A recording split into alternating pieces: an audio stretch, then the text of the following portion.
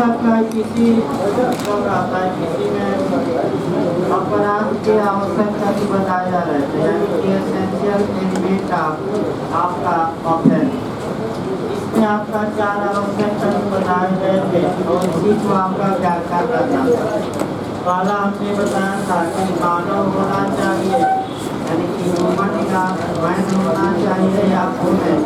मानव किसी कार्य को करने के लिए किस द्वारा क्या होगा, बात हो। और तीसरा हमने बताया था मानव ऐसा होना चाहिए जिसे एक लोकप्रिय, यानी कि समुचित दंड दिया जाए, इसको बताएंगे जिसे समुचित दंड दिया जा सके। दूसरा आपको बताया जाता है कि ऐसे मानव द्वारा कोई कार्य या लोप किया गया हो। तीसरा ऐसे मानव के मन में क्या हो, उदासे या इंटेंशन हो। और चौथा बताया गया था इंजरी, यानी कि आपका क्या हुई हो। इसी को थोड़ा डिटेल में देखना है। चल रहा है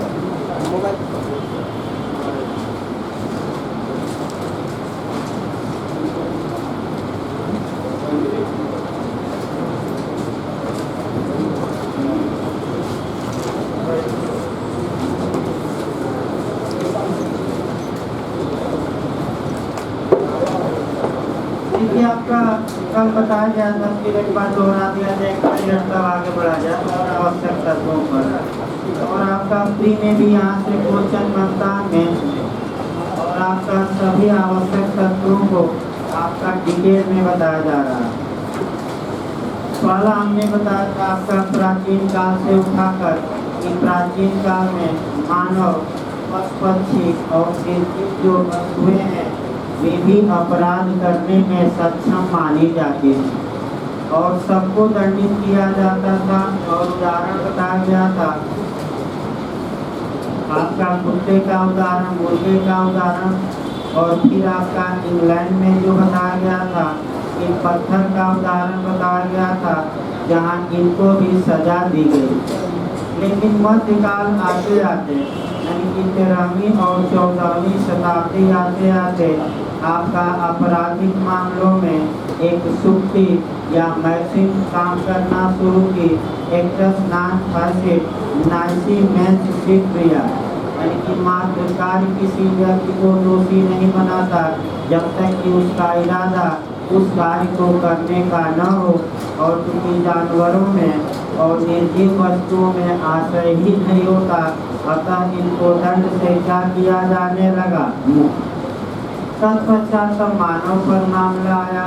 ये हुआ कि भाई मानव भी तो हो सकता है कि अपराध किया हो, ऑफेंस किया हो और उसका इरादा उस ऑफेंस का करने का न हो, ये तो मानव भी हो सकता है।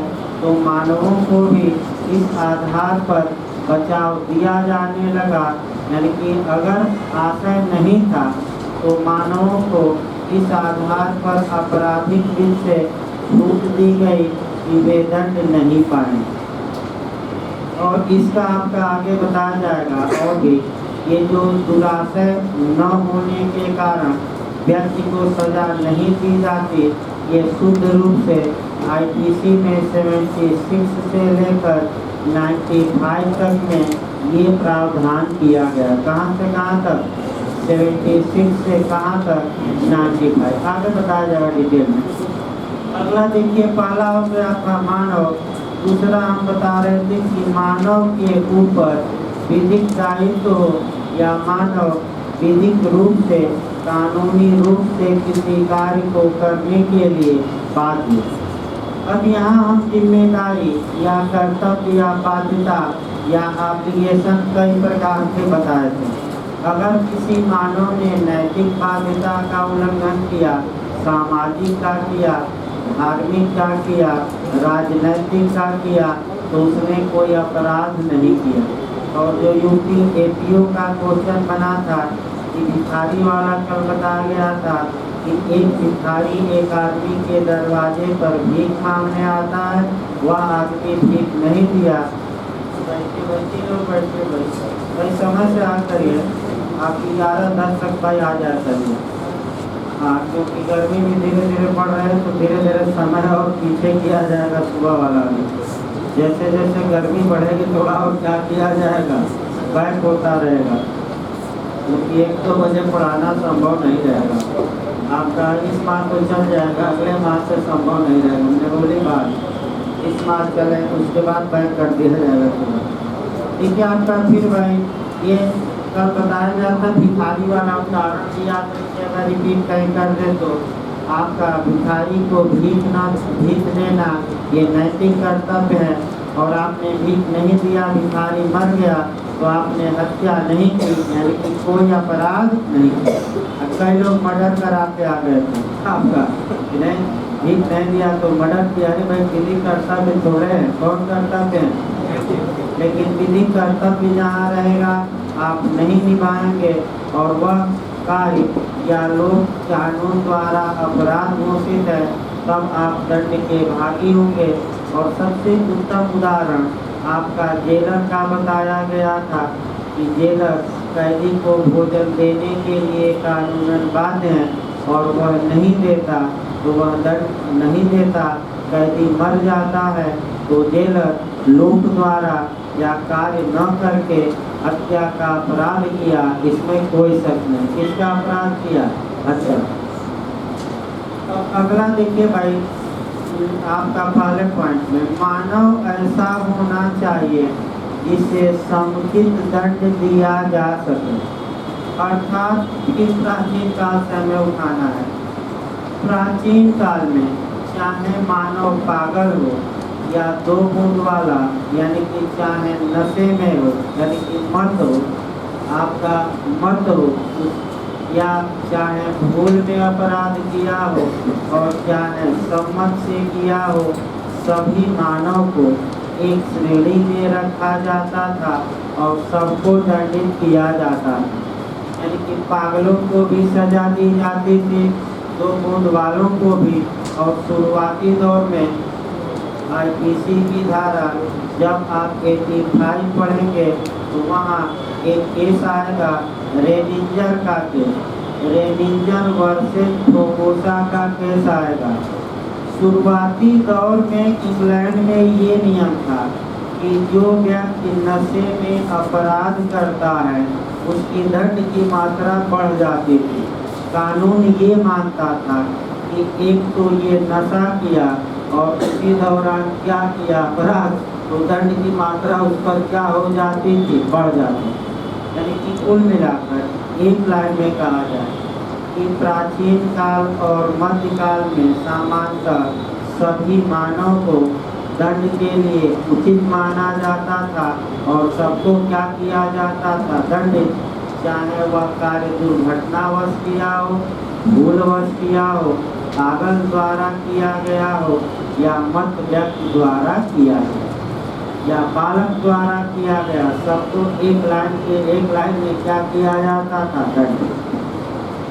लेकिन वर्तमान समय में आपका ये माना जाने लगा कि सभी मानव को दंडित नहीं किया जा सकता। तो कौन कौन से मानव दंड से वंचित है, दंड नहीं दिया जा सकता, तो वे मानव जो IPC की धारा 76 से लेकर कहाँ तक में सेट हो जाएंगे, 100 से पूरा करिए।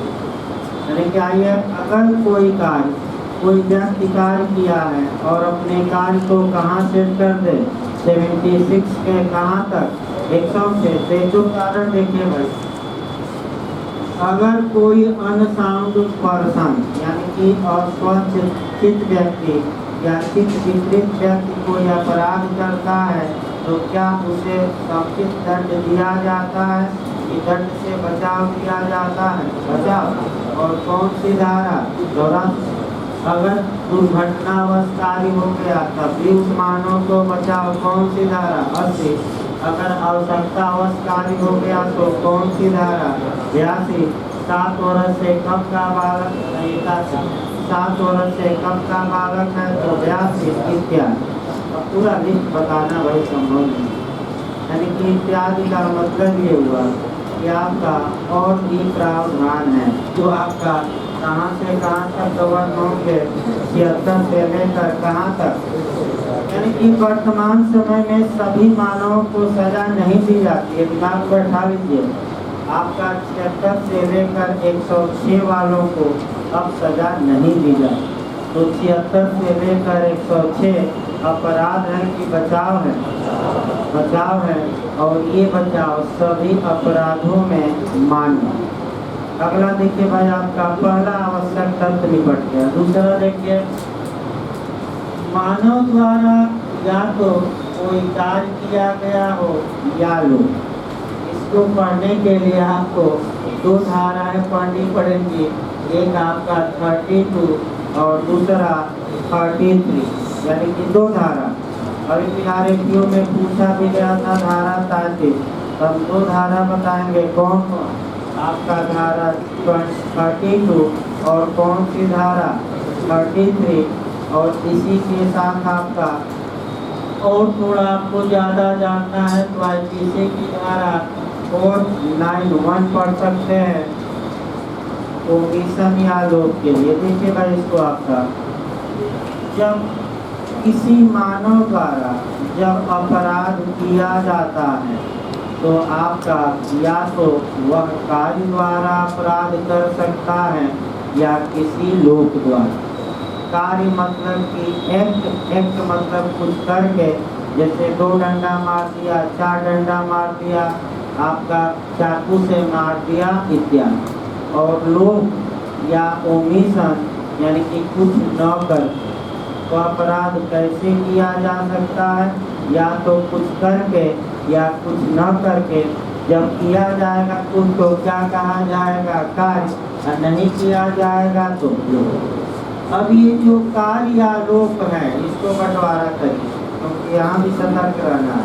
बंटवारा, ये कार्य या लोप दो प्रकार का हो सकता है।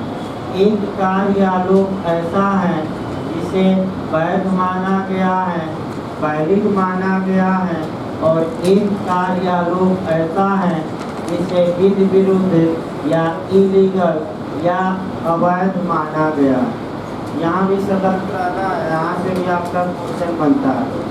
यानी कि एक एक्ट या ओमिशन ऐसा होता है जो वैलिड हो। वैध का मतलब ये होगा कि अगर किसी व्यक्ति ने वह कार्य या ओमिशन किया है तो वह दंड का भागी नहीं होगा और उसे बचाव दिया जाएगा, सजा नहीं। तो वैध कार्य या लोप कहाँ दिया गया है? तो अगर कोई पूछे आपसे तो आप कहेंगे कि 76 से लेकर कहाँ तक IPC में 100। फिर एक बार देखिए भाई, 76 से लेकर 106 तक में जो जनरल एक्सेप्शन दिए गए हैं वह आपका वैध कार्य या लोप माना जाता है और व्यक्ति उन कार्यों के लिए दोषी नहीं होगा। यानी कि अगर व्यक्ति का कार्य या लोप वैध है या सही है तो वह दंड का भागी नहीं होगा। और वैध कार्य लोप कहाँ दिए गए हैं? आपका 76 से लेकर 106। एक दो उदाहरण क्यों देखते हैं, आइए उदाहरण इसमें देखा जाए। आपका 78 का हम उदाहरण देखते हैं भाई, सबसे अच्छा रहेगा। एक जल्लाद एक कैदी को न्यायालय के निर्णय के अनुसरण में फांसी पर लटका देता है तो आपका जल्लाद ने कार्य किया और कार्य करके कैदी की मृत्यु कारित कर दी। अब आपको कार्य या लोप का बंटवारा करना है।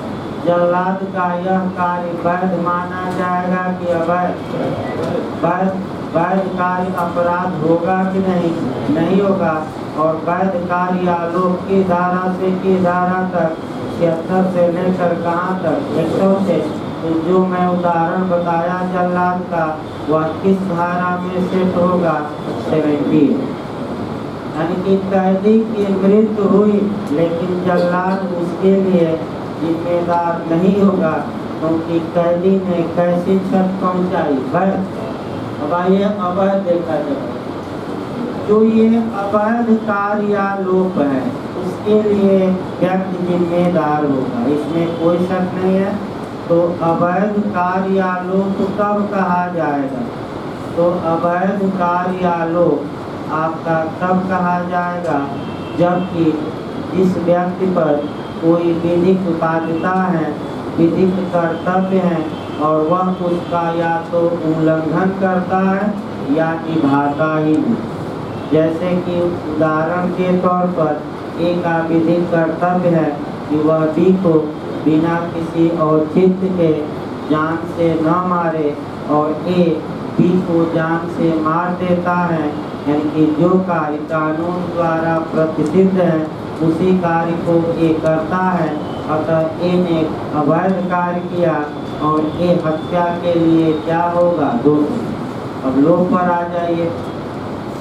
जैसे कि जेलर का कर्तव्य है कि वह कैदी को भोजन दे और कैदी को भोजन नहीं देता, तो यहाँ आपको सतर्क रहना है कि जेलर ने अवैध लोप किया कि वैध लोप किया? अवैध किया। क्यों?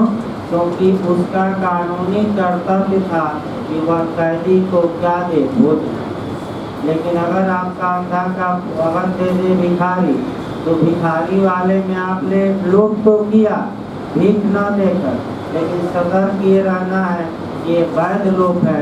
क्यों वैध है? क्योंकि कानून द्वारा हमारा कर्तव्य नहीं है कि हम आपका भिखारी को क्या दें? भीख। कानूनन कर्तव्य नहीं। यानी कि इसका मतलब ये हुआ, एक लाइन समझिए, जिस व्यक्ति पर कोई विधिक बाध्यता या दायित्व या ड्यूटी है और वह व्यक्ति उस दायित्व को नहीं निभाता है, तो उसी को हम कहते हैं इलीगल ओमिशन या अवैध लोप। और ये अवैध लोप अपराध माना जाएगा, यानी कि अपराध अवैध लोप द्वारा भी कारित किया जा सकेगा। और सबसे उदाहरण अच्छा किसका बताया गया? जेलर। दूसरा फाटक का भी देख सकते हैं। रेलवे का फाटक है, क्रॉसिंग है, और वहाँ सरकार ने एक व्यक्ति को नियुक्त किया है कि जब ट्रेन आए तो फाटक क्या कर देना? बंद कर देना। और वह ट्रेन आती है, फाटक नहीं बंद करता, 2 व्यक्ति मर जाते हैं। तो कार्य किया कि लोप किया? तो लोप वैध किया कि अवैध? तो अवैध लोप किया तो क्या अपराध होगा कि नहीं? होगा। याद रखिए, वैध लोप नहीं अपराध, कौन सा लोप? अवैध। तो कार्य और लोप के बारे में आपका धारा 32 और 33 में बताया गया है। और कार्यों के अंतर्गत लोप आते हैं। ये धारा 32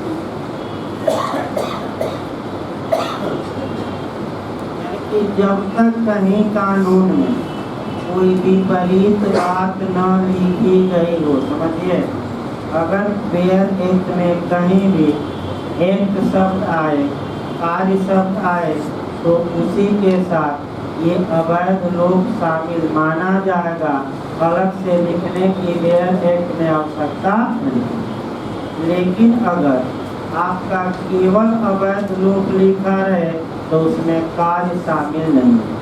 यानी कि फिर एक बात समझिए, कार्य के अंतर्गत अवैध लोप आते हैं और लिखने की कहीं कानून में आवश्यकता नहीं। लेकिन अगर स्पष्ट रूप से फेयर एक्ट में ये लिख दिया गया कहीं भी, अभी हम उदाहरण देंगे कि केवल और केवल ओमिशन या इलीगल ओमिशन या अवैध लोप को दंडनीय बनाया गया है, तो वहाँ कार्य न युक्त करिएगा, वहाँ केवल क्या माना जाएगा? अवैध। और इसका उत्तम उदाहरण जो आपका पूछा भी जाता है, अभी हम 32 पर आएंगे। पहले उदाहरण से देखिए, क्योंकि आईपीसी में 50% क्वेश्चन उदाहरण से ही मेंस में रहते हैं। उदाहरण की संख्या ज़्यादा दे दी है हर एक धारा पर और प्रावधान के साथ। देखिए आपका 491 हम बताते हैं। एक उदाहरण अच्छा हम केवल लोप का, यानी कि अवैध लोप का कौन बताते हैं? आईपीसी की धारा 491। समझिए, अगर किसी व्यक्ति ने किसी अवयस्क से संविदा की है कि वह अवयस्क की आवश्यक जो वस्तुएं हैं जीवन के लिए उसको डिलीवर करेगा, परिधान करेगा। और अवयस्क को परिधान नहीं करता तो शुद्ध रूप से ये ब्रीच ऑफ कॉन्ट्रैक्ट हुआ, संविदा भंग हुआ। और अवयस्क ऐसे व्यक्ति से क्या वसूल सकता है?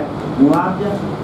लेकिन जबरदस्ती लॉर्ड मैकाले जब आईपीसी बना रहा था तो इस संविदा भंग को, या कह सकते हैं कि इस संविदा भंग को या इस सेवा की संविदा भंग को जबरदस्ती अपराध बना दिया और कहा कि ये अपराध भी होगा और किस धारा में ऐसा व्यक्ति सजा पाएगा?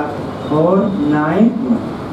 बताइए, अगर वस्तुओं की सप्लाई की जिम्मेदारी लिया है कि माइनर तुम्हें हम क्या देंगे, वस्तु नहीं दिया तो कार्य किया कि लोभ किया? भाई न देने का मतलब क्या हुआ? और लोग अवैध था कि वैध था? अवैध, क्योंकि उसका विधिक कर्तव्य था कि वह माइनर को क्या दे? आवश्यक वस्तु। तो केवल लोभ को कौन सी धारा में दंडनीय बनाया गया है? तो 491 और भी धारा है, बस एक उदाहरण। फिर बैठ हो जाइए भाई। धारा 32 ये कहते हैं कि कार्य के अंतर्गत अवैध लोभ आता है। और धारा 33 एक्ट और ओमिशन को बताती है, यानी कि कार्य के अंतर्गत एक कार्य या एक से अधिक कार्य, और लोभ कार्य के अंतर्गत एक या एक से अधिक अवैध लोभ भी शामिल है। यानी कि एक दिन दो डंडा मारिए, रोज 2 डंडा मारिए, एक कार्य एक से अनेक कार्य। और आपका अवैध लोभ तो जेलर एक दिन भोजन न दे और महीनों भोजन न दे, तो महीनों भोजन कैदी को न दे, तो एक लोभ किया कि एक से अधिक बार, यानी कि कार्य लोभ एक्ट और ओमिशन आईपीसी में कहाँ परिभाषित है? ये यूपीजे में भी आया। और इस बार सौभाग्य से मैं रटवा भी था पीओ में फ्री में 7-8 बार इसको मैं बताया था कि यूपीजे में आ चुका है। चांस है कि बिहार भी रिपीट कर दे, तो कौन सी धारा रिपीट भी किया और किस धारा में? 37। आइए आगे बढ़ाने भाई। कार्य लोग तो हो ही गया। तीसरा आवश्यक तत्व है आपका कि ऐसे मानव के मन में क्या होना चाहिए? मेंसरिया और दुरासे का जो ये चैप्टर है आपका काफ़ी महत्वपूर्ण भी है और एक क्वेश्चन किसी भी एंगल से बनता ही है। देखिए आपका कि अलग से इस क्वेश्चन को हमें डिटेल में बताना है। यहाँ भाई थोड़ा बहुत स्टार्ट किया जा रहा है, क्योंकि मेंसरिया का जो सिद्धांत है या आपराधिक मनन की स्थिति या दुरासे का, इसे हमें डिटेल में आगे पढ़ना भी है। 2 लेक्चर कम से कम लग जाता है पढ़ाने में मेंसरिया केवल, क्योंकि 3-4 एंगल से क्वेश्चन बनते हैं। आइए देखा जाए भाई आपका दुराशय। इसको जब भी दुराशय को पढ़िए तो आपका पहले तो ये जानना है कि प्राचीन, हल्का सा डिटेल में बता रहे हैं, ज़्यादा नहीं कर, क्योंकि ज़्यादा तो भी लग जाएगा। अभी आगे पढ़ाना है इसको। प्राचीन काल हम देखेंगे, फिर आपका मध्यकाल दुराशय पर देखिएगा, फिर आपका आधुनिक काल देखना है कि आपका वर्तमान समय में इस पर क्या नियम है। दूसरा जो दुराशय पर आपको देखना है, एक साक्ष्य अधिनियम की धारा, साक्ष्य अधिनियम की धारा 3 देखनी है, और फिर आपका 14 और 15 देखना। कौन सी धारा? 14 और 15। देखिए भाई आपका पूछा भी गया है। देखिए दुराशय या मेंसरिया या बुरा आशय या आपराधिक मनन की स्थिति। दुराशय एक मानसिक दशा, इसको आंखों से न तो देखा जा सकता है, न ही हाथ से छुआ जा सकता है। इसका केवल अनुमान लगाया जा सकता है, देखा नहीं जा सकता। इस यानी कि कहावत भी कही जाती है कि चाहे मानव हो और चाहे देव हो, किसी व्यक्ति के मन में क्या चल रहा है, क्या रहस्य छुपा हुआ है, वह क्या विचार कर रहा है, इसको जाना नहीं जा सकता। यानी कि विधि मानव के हृदय में निवास नहीं करती, वह तो मानव के बाह्य हाव भाव, चाल चलन, रहन सहन, आचरण बद्ध आचरण को देखती है और व्यक्ति के हाव भाव, चाल चलन, रहन सहन इत्यादि के आधार पर एक अनुमान लगाया जाता है कि क्या इस व्यक्ति का इरादा यह कार्य करने का था कि नहीं। तो ऐसी दशा में यानी कि पहले एविडेंस निपटा दिया जाता है। एविडेंस में जो फैक्ट होते हैं, जो तथ्य होते हैं, वह दो प्रकार के होते हैं, एक फिजिकल और एक मेंटल। फिजिकल तथ्य या भौतिक तथ्य वे होते हैं जिनका इंद्रियों द्वारा बोध कर सकते हैं, देख सकते हैं, छू सकते हैं, चख सकते हैं इत्यादि। और मानसिक तथ्य वे होते हैं जिनका इंद्रियों द्वारा बोध संभव नहीं है, उसका केवल भान हो सकता है, यानी कि उसका केवल अनुमान लगाया जा सकता है। तो अब जो क्वेश्चन एविडेंस में भी बनता है कि मेंटल फैक्ट को कहाँ रेलेवेंट बनाया गया है, तो दो सेक्शन मारिएगा। कौन कौन? आपका 14 और 15 पूछा भी जाता है कुछ, आपका एक क्वेश्चन तो निश्चित ही आ जाता है। और धारा 15 इस समय पूछी जाती है, ब्राइड इन बात का सिद्धांत किसमें है? तो ब्राइड इन बात का सिद्धांत किसमें है? धारा 15 में। देखिए एक लाइन बता देते फिर बैक हो जाती थी, क्योंकि भाई आपका दुराशय चल रहा है, तो जहाँ जहाँ दुराशय है हल्का हल्का एक एक लाइन जानना जरूरी है। इस 7 अधिनियम में भी है, किस धारा में? 3 में परिभाषा में। और कहाँ आपका रेलेवेंट बनाया गया है मन की दशा, तो 14 और 15। देखिए एक उदाहरण, कहावत भी कही जाती है कि क्या कर चुल्लू भर पानी में क्या करो, तुम मरो। कहावत कही जाती है कि नहीं, तो इसका मतलब ये हुआ कि जहाँ पानी कम था नाव वही डूब गई। इसका मतलब ये हुआ, जैसे कि सबसे अच्छा उदाहरण श्रीदेवी का, चुल्लू भर पानी में डूब मरी। इससे अच्छा उदाहरण किसका मिल सकता है भाई? टब में स्नान करने गई और आपका उसी में डूब कर मर गई। तो ये जो ब्राइड इन बात का केस है, ये टब में दुल्हन है, आपका टब में दुल्हन रहती है और वही मर जाती है। देखिए क्या करता था, एक आपका सनकी व्यक्ति था, उसको सीरियल किलर कहता था। देखिए इसमें हुआ क्या भाई, ए बी से विवाह किया, बी को स्नान करने के लिए भेजा, जैसे श्रीदेवी जी गई थी, आपका आज दी गई कि मर गई, आज तक क्लियर नहीं हो पाया। ये भी मैं बताता, आज तक भारत सरकार पता नहीं लगा पाई।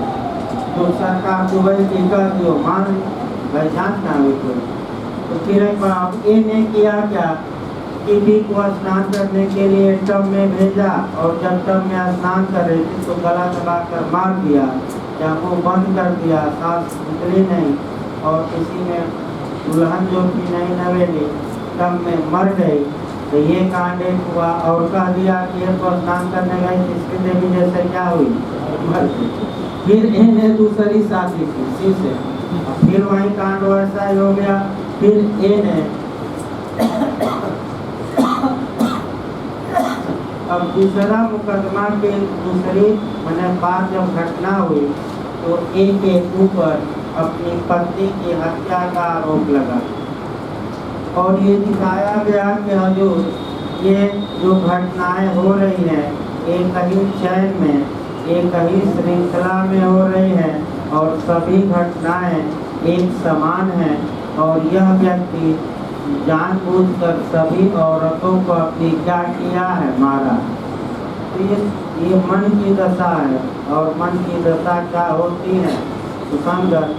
फिर बैंक को ये भाई आपका IPC में आ जाए, जहाँ तक प्राचीन काल की बात है, हमने अभी बताया कि प्राचीन काल में इरादे का कोई महत्व नहीं था, चाहे मानव हो और चाहे दानव हो और चाहे जीव हो जंतु हो या आपका निर्जीव वस्तुएं हैं, सबको एक लाइन से क्या किया जाता था? दंड। मध्यकाल में आपका जीव जंतु और आपका निर्जीव वस्तुओं को दंड से पहले मुक्त किया गया। और क्यों? क्योंकि इनमें अच्छाई और बुराई में विभेद करने की क्षमता नहीं होती। फिर मध्यकाल में ही आगे बढ़ा मामला, तो एक मैक्सिम उत्पन्न हुई और मैक्सिम बताया भी गया है। और इस कारण से आपका केवल कार्य के लिए व्यक्ति को दोषी नहीं ठहराया जाता था, जब तक कि उसका इरादा उस कार्य को करने का न।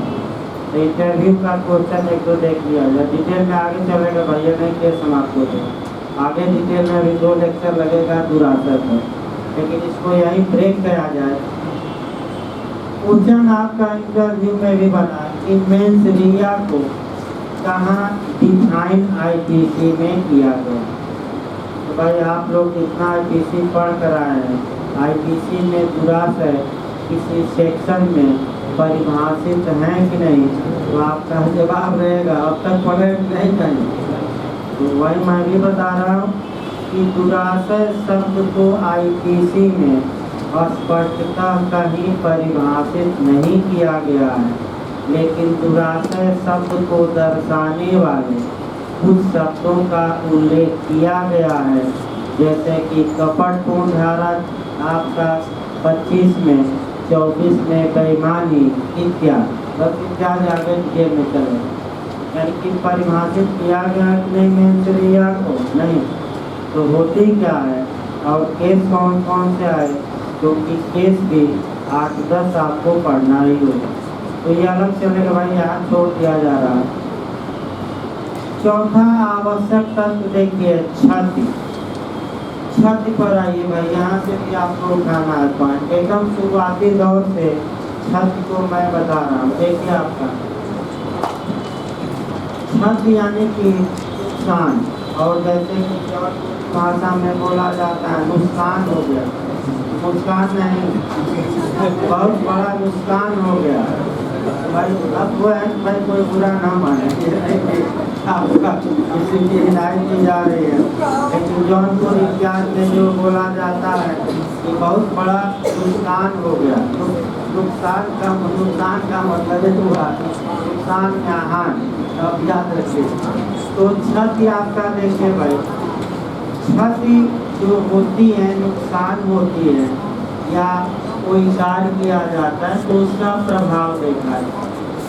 एक क्षति ऐसी होती है जिसका प्रभाव केवल पीड़ित पर पड़ता है, यानी कि पूरा समाज प्रभावित नहीं होता।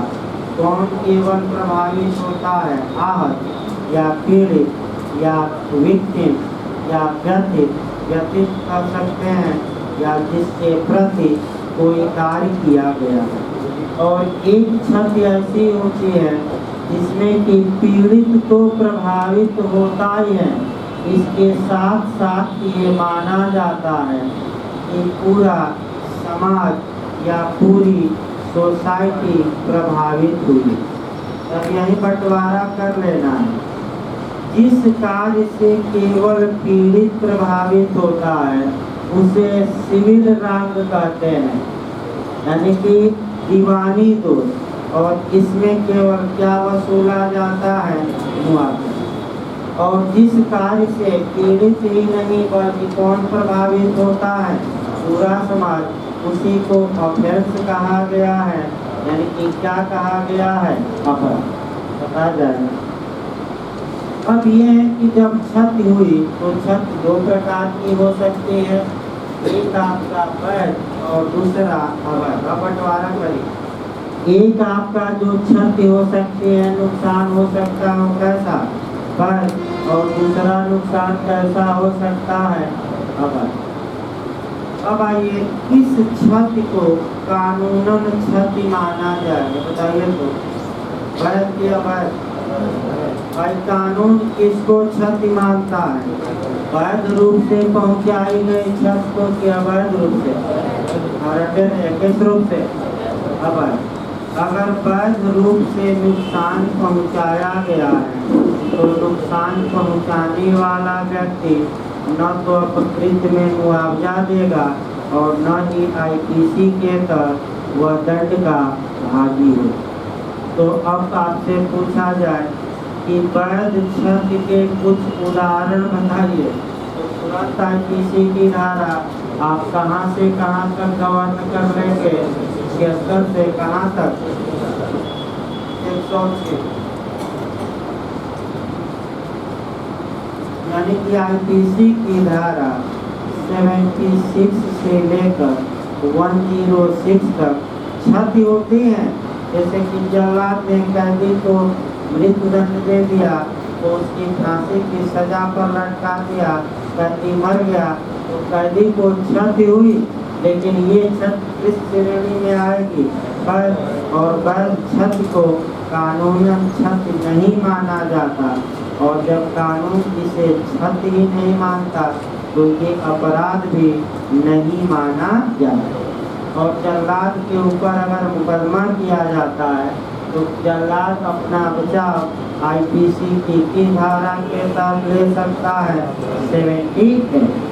कौन सी धारा? ये आपका वैध क्षति। अब आइए अवैध क्षति। अगर क्षति अवैध है तभी कानूनी रूप से उसे क्षति माना जाए। और क्षति शब्द को आईपीसी की धारा 44 में आपका स्पष्ट किया गया है।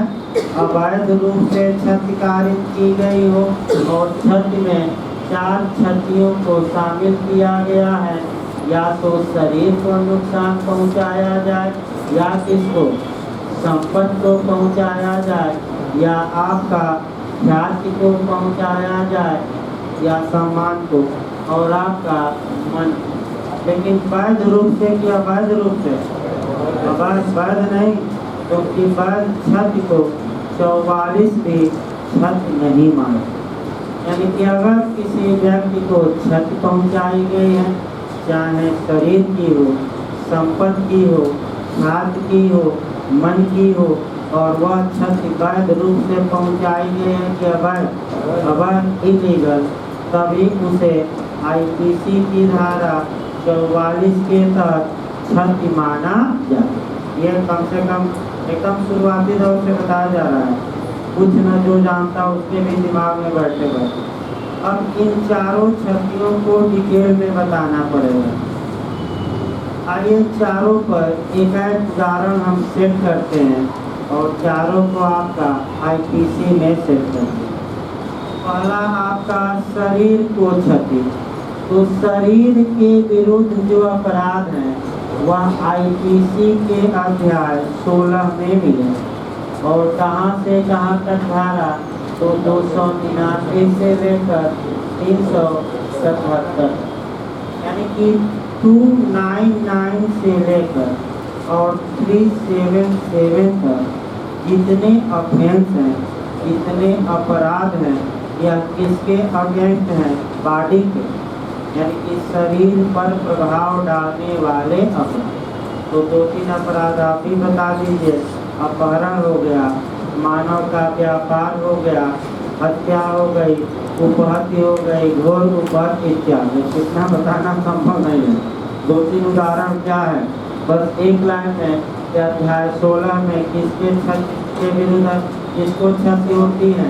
शरीर को। इसीलिए हेडिंग भी दी गई है कि मानव के शरीर पर प्रभाव डालने वाले अपराधों के विषय। संपत्ति आ जाइए।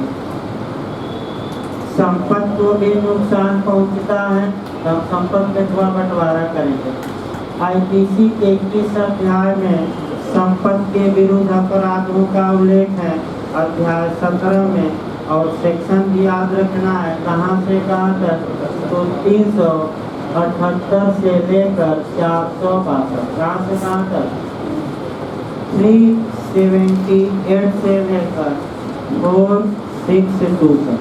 अब संपत्ति संबंधी अपराधों को आपका आईपीसी 3 वर्गों में बांटती। पहला वर्ग ये है कि जिसमें कि पीड़ित या विक्टिम या क्षोभित या व्यथित या आहत अपनी संपत्ति से वंचित कर दिया जाता है, यानी कि उसकी संपत्ति क्या की जाती है, छीन ली जाती है। दूसरा, वंचित नहीं किया जाता बल्कि उसकी संपत्ति को क्या किया जाता है, नष्ट। और तीसरा, न तो वंचित किया गया प्रॉपर्टी से न ही नष्ट की गई संपत्ति बल्कि उसका जो संपत्ति संबंधी अधिकार होता है उस अधिकार का क्या किया जाता है, उल्लंघन। 3 भागों में बांट कर एक लाइन बता दिया जाएगा।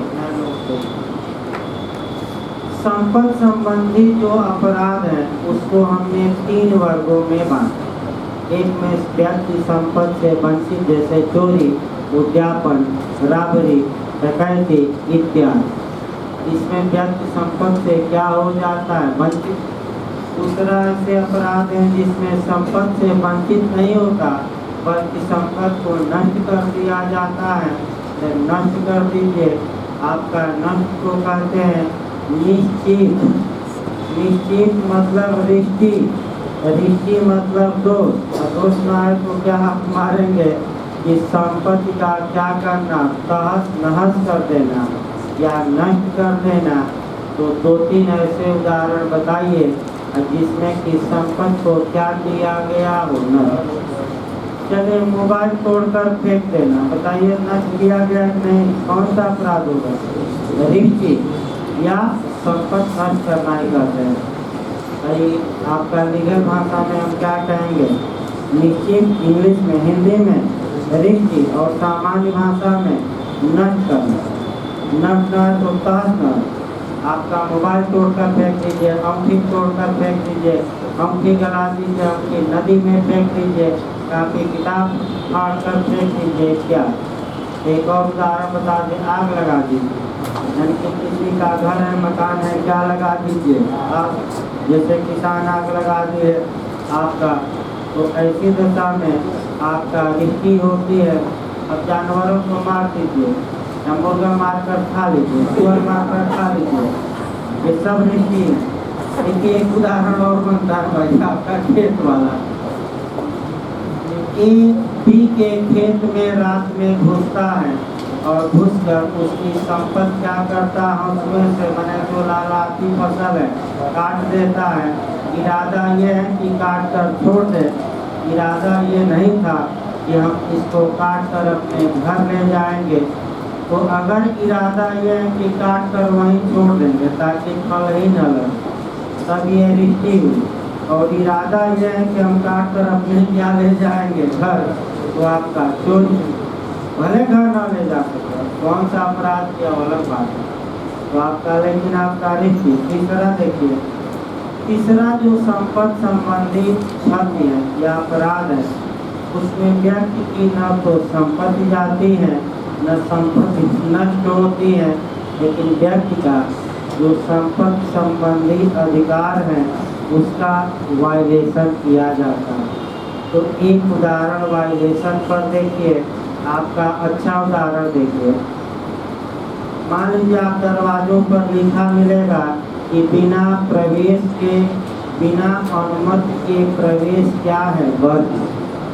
तो अगर आप घर वाले की अनुमति के बिना प्रवेश घर में कर गए तो उसको 1 पाई का भी नुकसान नहीं हुआ, आपने अभी कोई संपत्ति भी नहीं उठाई, उसका कोई नष्ट भी संपत्ति नहीं किया, लेकिन 1 कदम दरवाजे के अंदर किए हैं। तो उसका जो अधिकार है कि बिना मेरी इजाज़त के मेरे घर में कोई प्रवेश न करे, उस अधिकार का क्या हुआ है, हनन। तो तीसरा जो ग्रुप हम पढ़ाएंगे आगे, उसमें संपत्ति न तो नष्ट होती है न छीनी जाती है, बल्कि व्यक्ति का जो संपत्ति संबंधी अधिकार है उसका क्या किया जाता है, वायलेशन। और अगला देखिए, ख्याति को क्षति। ऐसा पर एक उदाहरण देखना है, ख्याति को क्षति। तो जो तीसरा क्षति है ख्याति को, उसके लिए आपको पढ़ना पड़ेगा। कह सकते हैं कि आईपीसी की धारा 484 से लेकर 502 तक 499 आईपीसी की धारा 499 से लेकर आपका 502 में जो अपराध है वह ख्याति या सम्मान या इज्जत कहिए, प्रसिद्धि कहिए, सील कहिए, कैरेक्टर कहिए, जो भी कहिए उसी के विरुद्ध अपराध है। इसको भी थोड़ा थोड़ा देख लिया डिटेल में, जिसे कहा जाता है डिस्क्रिमिनेशन या मानना। क्या कहा जाता है? मान। मान का मतलब सम्मान और हानि का मतलब नुकसान। बस ये जानिए, मान का मतलब क्या हुआ? सील, चरित्र या सम्मान, ख्याति। और आपका हानि का मतलब क्या हुआ? नुकसान। तो जब किसी व्यक्ति द्वारा किसी दूसरे व्यक्ति के मान को हानि पहुंचाई जाए, यानी कि ख्याति को क्या पहुंचाई जाए? नुकसान, तो उसी को हम क्या कहते हैं? मान। 10 अपवाद है, लेकिन अभी वो नहीं देखना है। आपका 2 लाइन 3 लाइन देखना है कि ख्याति की क्षति भी क्षति मानी जाती। ये पहला नियम। इस क्षति के लिए जो अपराध होगा उसे हम क्या कहेंगे? मान हानि, डिस्क्रिमिनेशन कहेंगे। तीसरा जो इसमें मान हानि में देखना है, आपका कहावत भी तमाम प्रसिद्ध है। एक तो केवल कहावत आपको बताया जा रहा है, ज़्यादा नहीं, क्योंकि डिटेल में चलेगा तो हम अपकृत में उपयोग करके बताना पड़ेगा। क्योंकि आपका बिहार पूछता भी है मृतक की मान्यान और समूह की मान्यान। अपराध हैं लेकिन अपकृत नहीं, यानी कि मृतक की मान्यान और समूह की मान्यान ये अपराध हैं, लेकिन टाट नहीं, यानी कि क्या नहीं वसूला जा सकता? मुआवजा। तो आगे बता जाएगा, बस 2 लाइन और इसमें, तब अगला शब्द लिखा जाए। आपका कहावत भी कही जाती है कि धन चला गया तो कुछ नहीं गया, फिर कमा लेंगे। भाई जैसे कि आपका लॉकडाउन लगा, लोग परेशान थे, लेकिन भाई आपका धैर्य भी रखना चाहिए। समस्या आती रहती हैं, जाती रहती हैं, ये तो समय चक्र है। एक दिन अच्छा भी आएगा तो एक दिन क्या होगा? बुरा भी आएगा, हमेशा अच्छा थोड़े रहेगा। तो आदमी को थोड़ा धैर्य रखना चाहिए। और विपरीत परिस्थितियों में तमाम लोग मर भी गए, तमाम लोग धैर्य रखे, हमने भी धैर्य रखा। और आपका लड़कों के हित के लिए या समाज के हित के लिए पूरा फ्री में बिना एक पाए लिए जितना दिन लॉकडाउन था, आदमी ऑडियो से ही सही, आपका ऑडियो से ही पढ़ाया, कोई इसमें शक नहीं भाई, तमाम लोग आपका। और इसीलिए आदमी कह सकते हैं कि केवल पहले प्रयागराज के ही लोग जानते थे, अब तो पूरे भारत के लोग जानते हैं, बस ऑडियो सुनते हैं, यानी कि वीडियो नहीं। हो जो लॉकडाउन में आपका हमने कार्य किया ऑडियो फ्री में कई चैनलों पर भेजना, तो 12-15 हज़ार लड़के सुनते थे। आदि भी उपलब्ध है, किसी में 17,000 लोग सुने, किसी में 16,000। इसीलिए ऑनलाइन एडमिशन ज़्यादा है।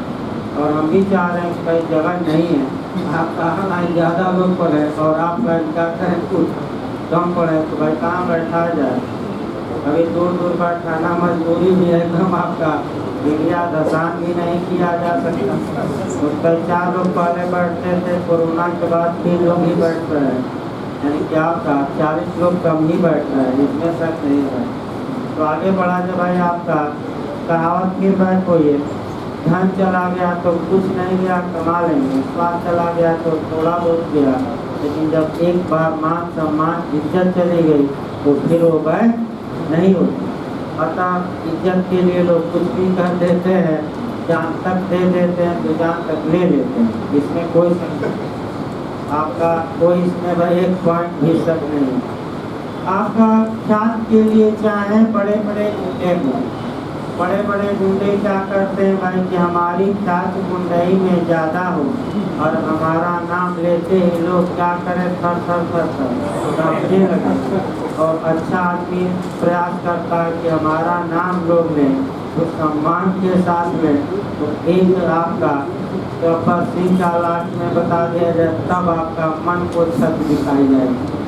जैसे कि गब्बर सिंह कहता है कि 50-50 दिन बच्चा दूर होता है तो माँ कहती है बेटा सो जाओ, नहीं तो गब्बर सिंह आ जाएगा।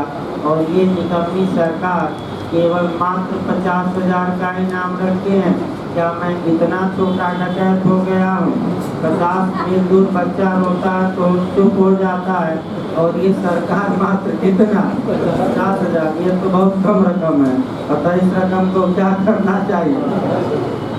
अब अगला उदाहरण देखिए भाई, देख रहा हूँ मायूस हो गए पीछे वाले, बीच बीच में गोला भी जरूरी है। कि भारत के सैनिक बॉर्डर पर सो न जाए तो पाकिस्तान बीच बीच में रहता 2-4 गोला दाग देते हैं। भारत के सैनिक क्या रहे 24 घंटा, और जैसे सावधानी हटी तो बॉर्डर पर दुर्घटना घटी। 1 सेकंड भी आप असावधान हो गए भाई, कब गोली चल जाए कोई भरोसा नहीं है। वो अलग बात है, लेकिन एक लाख उदाहरण तब आपका तो भाई मायूस हो गए तो उसको भी ध्यान में रखना है कि लगातार ये मारा हो कांटा से अच्छा कि तो भी में गोला देते रहे। देखिए आपका राखी सावंत जी थी तो दिग्विजय सिंह अपना राखी सावंत पर कुछ कमेंट कर दिए, करते रहते हैं, सब पे करते रहते हैं। मोदी जी पर भी खूब किए साजिशुदा छुपा रहा है। मोदी जी मौनी बाबा थे, आज भी मौनी बाबा है, बोलते ही नहीं थे। जब सुप्रीम कोर्ट कहा कि अगर विवाहित हैं और पति पत्नी का नाम पर्चा दाखिला समय नहीं देंगे तो आपका पर्चा खाली। तो 2014 में सबसे पहले मजदूरी में नाम लिखना पड़ा। हाँ, मजदूरी में लिखना पड़ा कि हमारी पत्नी, तो सब मीडिया वाले छोड़ दिए। अब फौजी कुत्ता तो उससे धारा मीडिया वाले तो आगे देखिए भाई, आपका इन्होंने 50 करोड़ का दावा किया है दिग्विजय सिंह पर। आपका मैं बता दूं 50 करोड़ रुपए का मानहानि है। तो आपका सील यानी कि करेक्टर देखिए, अब ऐसा करेक्टर जो रकम को कम कर दे वह भी साक्ष्य में पेश होगा, और ऐसा करेक्टर या चरित्र या मान जो रकम को क्या करे वह भी तो एविडेंस में जाएगा। तो दिग्विजय सिंह कहेंगे कि इनका करेक्टर ढीला है, पैसा नहीं दूंगा, और ये कहेंगे कि हमारा करेक्टर क्या है, दिल भाई चरित्र हमारा क्या कितने लोग जानते हैं समाज में। एक बात मैं हूँ तो इससे हमारा 50 करोड़ रुपया क्या किया जाए मान्य दिल भाई। एक किसको क्षति पहुँचाई गई, ख्याति को सम्मान को क्षति मानी जाएगी कि नहीं मानी जाएगी? किस धारा में IPC के 44 में बताया जा रहा है तो बोल रहे। अगला देखिए मन को क्षति, ये इंटरव्यू में ज्यादा पूछा जाता है, मैं थोड़ा सा बंद करिएगा। क्या मन को भी क्षति होती है, नुकसान होता है? तो मन की क्षति दिखाई नहीं देती, लेकिन मन को क्षति होती है। भले आपका दिमाग पूरा अपराधों की ओर न जाए, लेकिन आयोग का दिमाग तो जाता ही है। और देखिए मन की क्षति को भी क्षति मानती है IPC, और लॉर्ड मैकाले जब IPC बना रहा था, यानी कि मन पर प्रभाव डालने वाले अपराध कौन है? तो आपका मन पर प्रभाव जो पड़ता है अश्लीलता, पहला आपका अश्लीलता, अभी हम बताएंगे। दूसरा आपका धर्म संबंधी अपराध, तीसरा विवाह संबंधी अपराध, और चौथा जो ये धमकी दिया जाता है, मन को अशांत कर देता है, यानी कि 503 इत्यादि। इसमें है आपराधिक अभिप्राय 503 इत्यादि। देखिए भाई आपका व्यक्ति के मन को भी नुकसान पहुंचता है, इसमें कोई शक नहीं, वह नुकसान दिखाई नहीं देता। व्यक्ति के अंतर मन में नुकसान होता है, यानी कि हृदय पर चोट लगती है, मन पर कहा जाता है, वह दिखाई नहीं देता, लेकिन चेहरा बता देता है व्यक्ति का कि लग रहा कि क्या खाया है मन से चोट। तो एकांत मन से चोट देखा जाए और ये भी अपराध है, नुकसान क्षति मानी जाएगी। इंटरव्यू के लिए तैयार रखिएगा। जो अश्लीलता होती है वह व्यक्ति के मन को दूसरी दिशा में जो घुमा देती हैं, यानी कि व्यक्ति को आपका अनैतिक बनाने का प्रयास करती हैं, तो ये शरीर पर प्रभाव नहीं डालती, जाति पर नहीं, शरीर पर नहीं, संपत्ति पर नहीं, बल्कि मन की मन का जो है उस पर प्रभाव डालती है। अतः अश्लीलता को दंडनीय भी बनाया गया है आईपीसी की धारा 292 और 293 इस धारा में 292 और 293। अगला देखिए आपका धर्म संबंधी अपराध भी आपका मन पर ही प्रभाव डालते हैं और वर्तमान समय में जो भी कारण हो आपका जहाँ एक दूसरे धर्म के लोग प्रेम से रहने चाहिए, पूरे विश्व में ये दिखाई दे रहा है कि कटुता बढ़ती जा रही है, यानी कि जहाँ की आपसी सद्भाव होना चाहिए, तो भाई आप अपने धर्म का पालन करिए, लेकिन दूसरे धर्म की जो की मान्यताएं हैं उसका उसके खिलाफ आप बिल्कुल न बजाइए, उसके धर्म की भावनाओं को आहत न करिए। और तमाम घटनाएं जिसमें उसको बाद में कहीं पढ़ाया जाएगा किसी ये तो धर्म संबंधी अपराध किस पर प्रभाव डालते हैं, मन पर। इसके बाद विवाह संबंधी अपराध भी मन पर और धमकियों के लिए कि जान से मार दूंगा, 2 रुपया दे दो, नहीं तो या 100 रुपया दे दो, 100 रुपया से रकम बढ़ाई जाए, अब 2 लाख मांग रहे हैं, 2-3 लाख दे दो, नहीं तो जान से मार देंगे। तो मन में भय समा गया कि नहीं समा गया, तो मन को क्षति मानी जाती है। मन पर प्रभाव डालने वाले कितने अपराध? 4 चारों याद करके जाइएगा। अश्लीलता, धर्म संबंधी अपराध, विवाह संबंधी और आपराधिक अभिप्राय यानी कि धमकाना। आपराधिक अभिप्राय मतलब क्या? धम। तो रेट में भाई CRPC लिखवाई जाएगी भाई 10 मिनट बाद। लेक्चर आपका भी 1-2 दिन बाद CRPC का शुरू होगा, क्योंकि आपका 2 दिन कम से कम अभी आज बृहस्पतिवार है ना, आप क्योंकि ज़्यादा क्वेश्चन होंगे उसको पहले लिखवाया जाए। CRPC हो जाए तो IPC लिखवाएंगे, CRPC का लेक्चर चलाएंगे ताकि बैलेंस बना रहे। एक लिखवाया जाए, एक आपका लेक्चर है।